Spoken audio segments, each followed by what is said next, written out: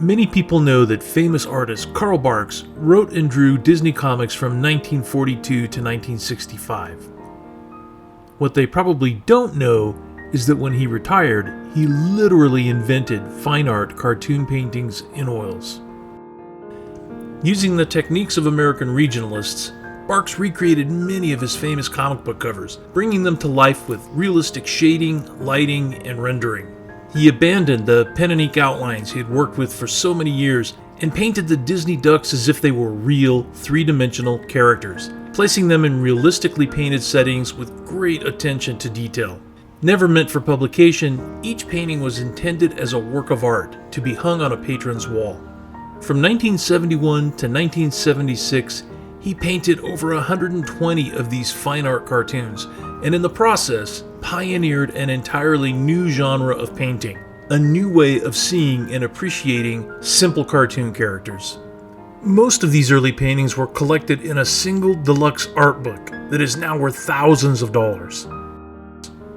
I discovered Carl Barks in 1977 when some of his oils were published in that year's comic book price guide. This is the actual copy I bought back then, over 40 years ago now. I remember seeing these tiny reproductions for the first time and thinking, wow, I had never seen anything like them before.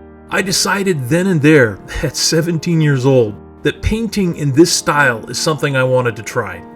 I started by copying Barks' paintings. You can still see where I marked grid lines over his reproductions in the book. And then I just started painting. This is me working on a Barks copy that same year, 1977, and again, almost 10 years later. In 1983, Barks retired to Oregon, moving to a small town about a half hour from where I lived, and I got to know him and his wife Gary, who was also an amazing artist.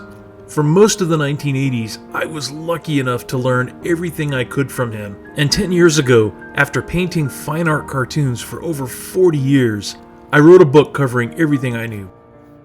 But every painting presents new challenges and an opportunity to learn. Barks never got around to painting this cover, so back in 2012 I gave it a try, teaching myself to paint jungle foliage in the process. For my latest fine art cartoon painting, I'm going to do another Barks cover that he never attempted, a story from 1950 that he titled Land of the Totem Poles, which is going to present an entirely new set of challenges. I can't wait to get started.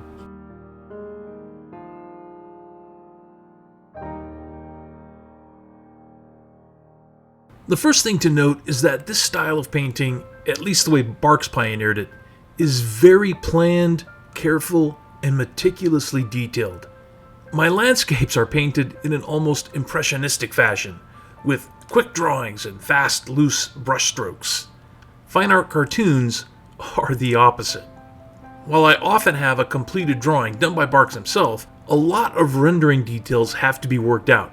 Time of day, lighting, additional details like props, characters, and palette. Because this is a commission, I spend a lot of time up front using Photoshop to work up quick ideas that I share with the patron. He was pretty adamant about keeping most details from the comic, including the pink mountains in the background.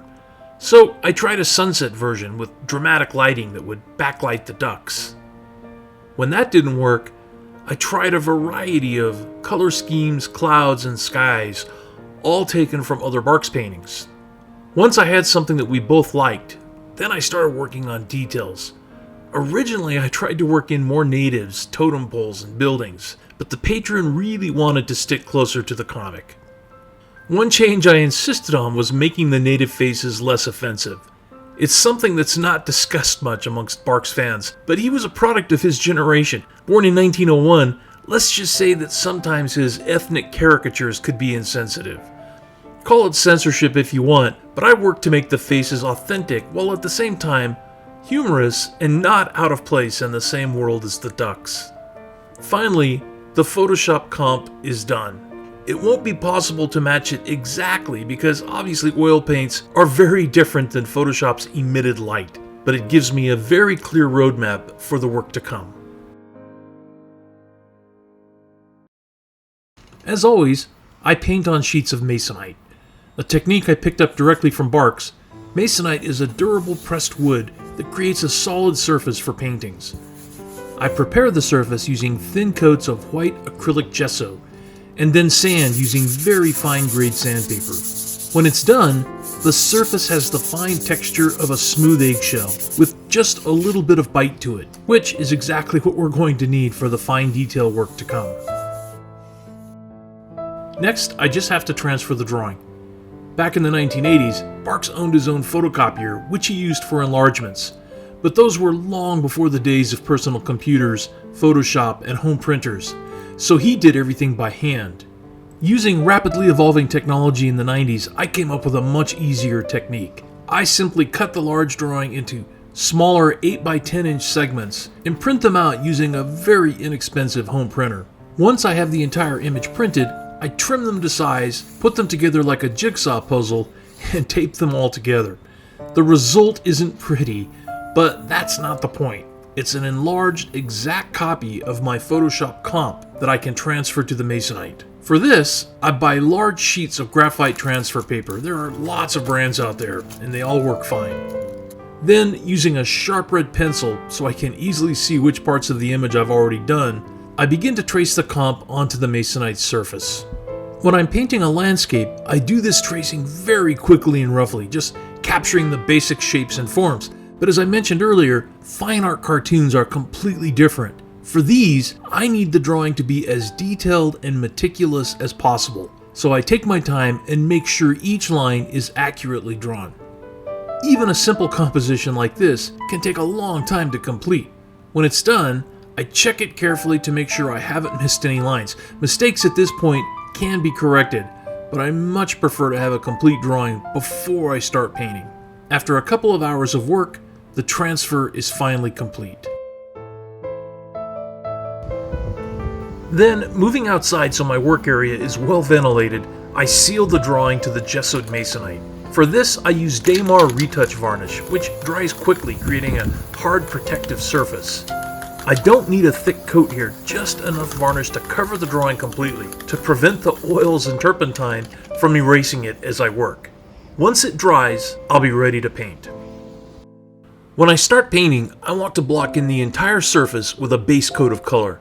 I start with the sky. My palette is very simple: phthalo blue, cerulean blue, and titanium white. I mostly use very small double-aught brushes with number 2s to spread the color, my own mixing medium, and odorless turpentine. Before I start painting, I mix a range of values for the blues that will dominate the sky, using phthalo blue for the darkest areas. I use enough medium so the paint has this goopy texture. I want it to spread quickly and evenly without dripping. Then I just start painting in large swaths of color, mixing and blending from dark to light. You can see pretty quickly why having a well-defined drawing is so important. A fine art cartoon is all about edges, clearly defined characters and props set against their backgrounds.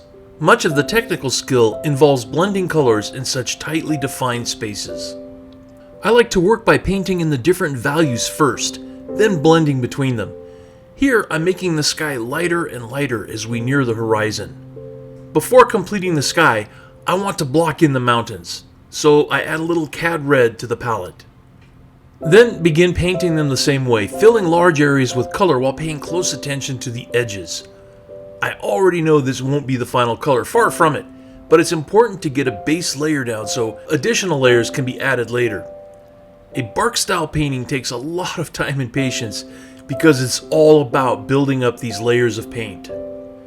To finish the sky, I add a bit of cad lemon to the palette. Barks used to talk about how he liked to stick to the primary colors because that's what the comic book printing presses used. But he proved it was possible to get an astonishing variety of hues using a very simple palette. Once the warmer colors are mixed, I finish blocking in the sky. Again, I know these are just the first coats of paint. It doesn't matter if the colors aren't quite right, are too dark, or whatever. I'll be adding more layers and glazes later until the colors are just right. Once the sky is blocked in, I start on the ground. It's important to establish these two masses of color first to make sure I get the overall values correct. While the colors are different, the technique is the same. I work from light to dark, mixing and blending as I go. The ground is a good example of the differences between comic book covers, which need to be bold and uncluttered to really pop on newsstands, and fine art, which really wants to be more subtle and nuanced, since you're going to hang it on your wall where you look at it every day.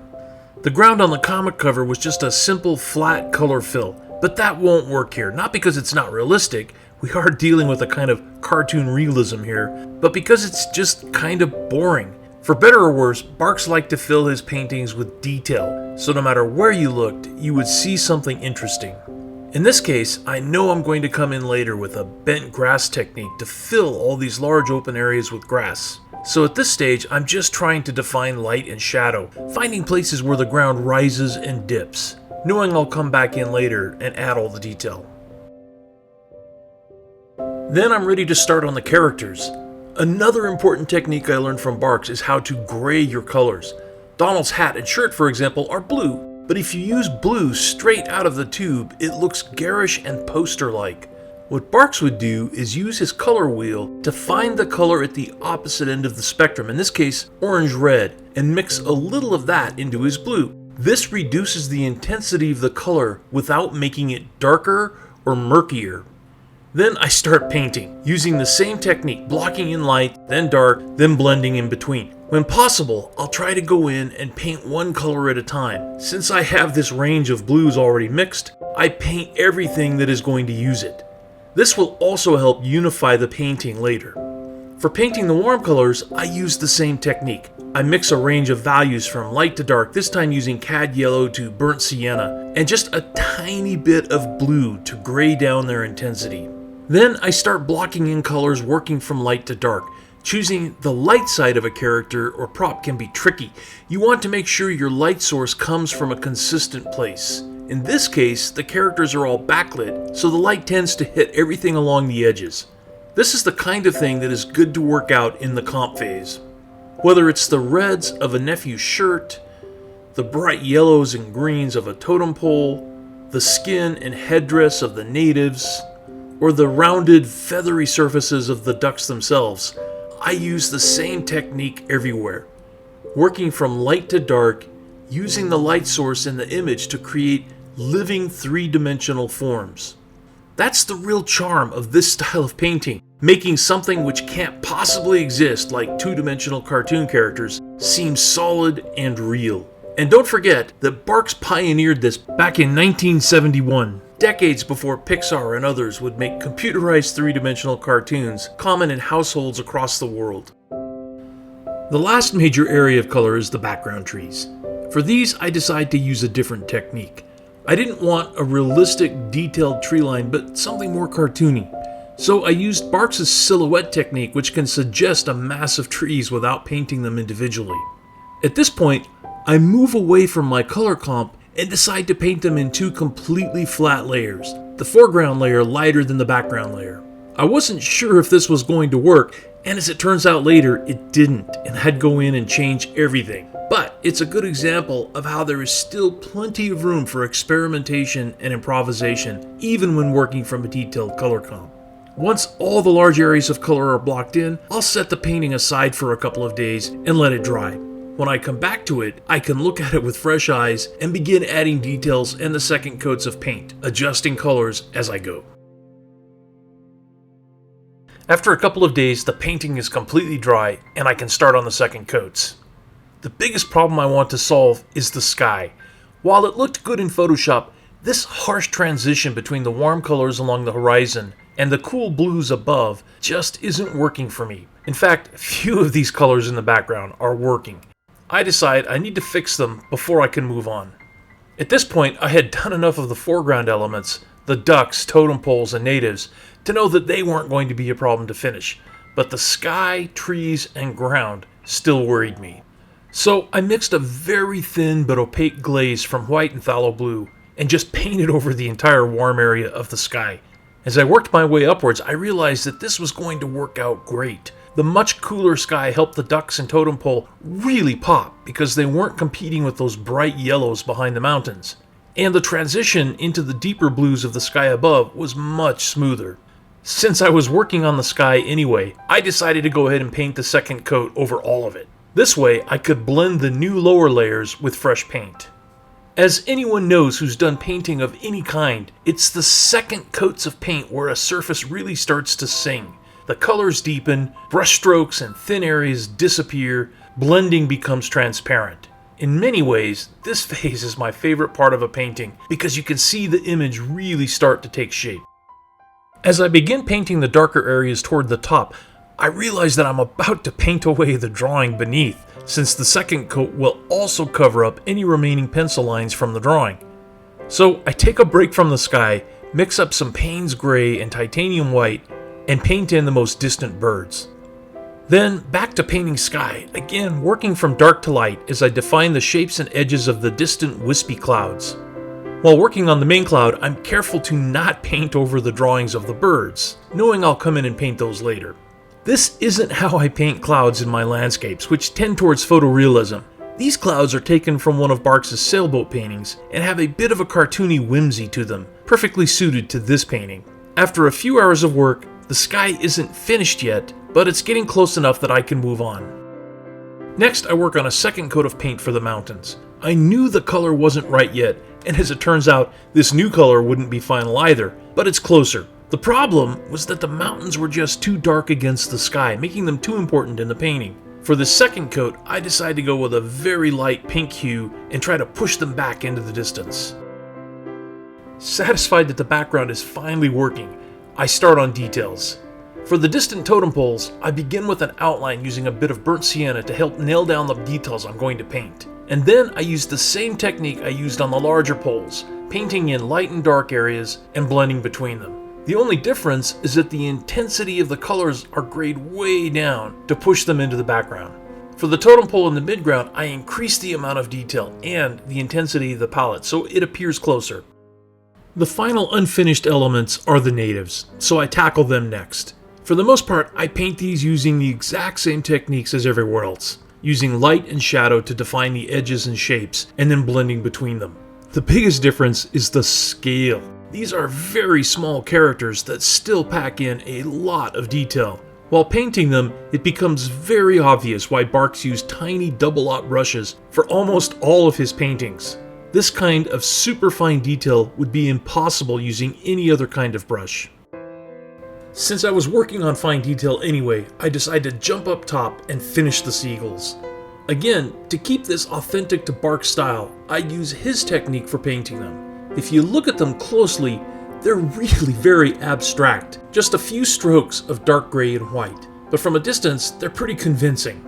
It's a testament to his genius that they also look like they're in motion, captured mid-wing flap as they fly. He achieves this by having each bird be in a slightly different pose, capturing their wings in all phases of flight. Credit this to the years Barks spent working as a storyman in the Disney studios in the 1930s. Then I tackle the detail I'd been putting off until now, the acres of grass needed to cover the ground below. I'd put it off because I wasn't quite sure how I was going to go about doing it. I knew I was going to use Barks' bent blade technique, where he basically painted one blade of grass at a time, but I wasn't sure how I was going to blend those into the background where the ground met the tree line. So when I started painting them, I did them as a kind of blurry mass, which I thought at the time was working okay. But as I began to paint the foreground grass where you could really see each blade clearly, I began to realize that the background wasn't working that well. It was looking too muddy and I didn't like the transition to the tree line. So I decided to try an experiment. I went back to the background and tried a cleaner approach with clear individual blades and realized, yeah, that's much better. The only problem now was I was going to have to repaint the section I had already done. This is one of the reasons I let the base layers completely dry. If I don't like something I've painted, I can use a Q-tip with just a bit of turpentine and wipe the layer off easily. It's at this point that I decide I have to repaint the tree line. That extra layer of lighter green trees was not only distracting, it was making it difficult to blend the transition to the grass. So I borrowed another technique from Barks and used a subtle gradient instead of a flat color fill. By making the colors cooler and more blue and lighter as they move downward, the trees not only transitioned better into the ground layer, they also tied into the sky. Now it looked as if the tree line was disappearing into a layer of mist, which had the added benefit of really helping the totem poles pop off the background. To make sure this was going to work, I finished this section on the far right of the painting, working those same blues into the distant grass, helping blend the two areas together. Once satisfied that this was the solution, I did the same thing everywhere else, making the trees bluer, painting out the light green layer, and adding mist to push the whole thing further back. Then it was just the mind-numbing task of painting in thousands of blades of grass one at a time, over and over and over again. The entire process took 3 hours, which, looking back on it, wasn't that bad. Mostly because I was actually thrilled at this point that all the hard problems in the painting had been solved. Now I knew it was going to be a success, and I could just concentrate on polish and adding detail. If the second coats are where a painting begins to sing, the detail layers are where it comes to life. Here I add almost pure chrome yellow to the edges of Donald's bill and sailor stripes. Highlights like this make the figure really pop off the background. Then I work my way around the entire image, adding highlights everywhere. Yellows to beaks and feet, blues to Donald's hat, pinks to a totem pole's tongue. This is also the stage where I begin to refine existing detail, like the hair on this native, his facial expression, the patterns on his costume, as well as the shadows on his fingers and hands. Once all the detail work is done, I add the most important detail of all, my signature. As I mentioned in previous episodes, one of the things I learned from both Carl and Gary Barks is that your signature is your brand, so make it distinctive but readable, so future patrons and collectors will know who you are. I always plan in advance where I'm going to sign a painting and try to leave a space with less detail so there will be room for it. And with that, the painting is almost done. I say almost because this has been commissioned by a collector who I've been working with from the idea stage. So it's not really done until he sees the work and approves it. So I send him an updated image and we agree on a couple of last-minute adjustments, including making the clouds less prominent, the mountains a little darker, adding darker shadows beneath the natives, and painting out some of the detail on the lowest nephew, getting rid of that sweat drop on his right arm and making his shirt stripes darker and more blue. These were all great suggestions that improved the painting.